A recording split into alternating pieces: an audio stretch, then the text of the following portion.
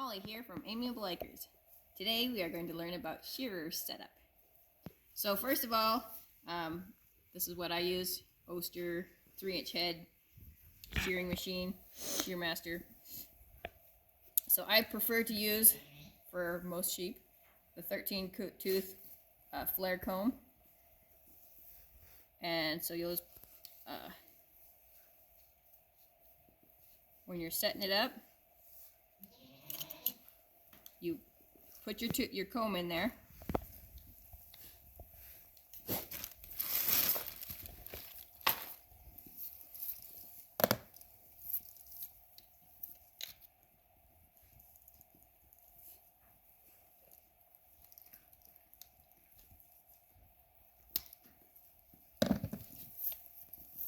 You just set your comb in there and you finger tighten your screws. And I try to make it even with the dents there and even across here. And then you put your cutter in there. So use cutter. I only used it once though, so I'm going to reuse it. Get it lined up on your chicken feet. This is the chicken feet. And then you're gonna put it like, I don't know, like a 1/16 of an inch just past the sharpened part here. So when you slide it through the wool, it cuts off easy and you don't have to try to shove it through hard. So after you get that kind of straight there, make sure it's even. Make sure it's even on this side.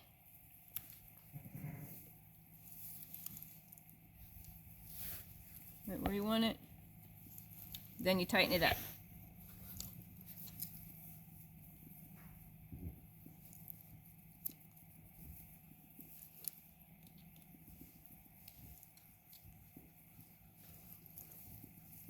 And you want to get it pretty tight because you don't want it to fall off when you're shearing.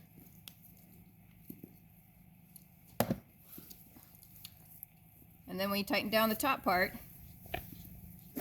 you screw it till it's a little tight, and then you just, I don't know, kind of hang it by the shears. You don't want it too tight to start with, and you can always push it through the wool, and if it's not cutting real well, you can just tighten it up a little bit.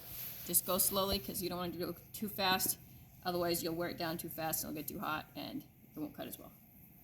And then before you start, you want to oil it, and I just use motor oil, and you oil up your comb and cutter real good, put it in the oil spouts,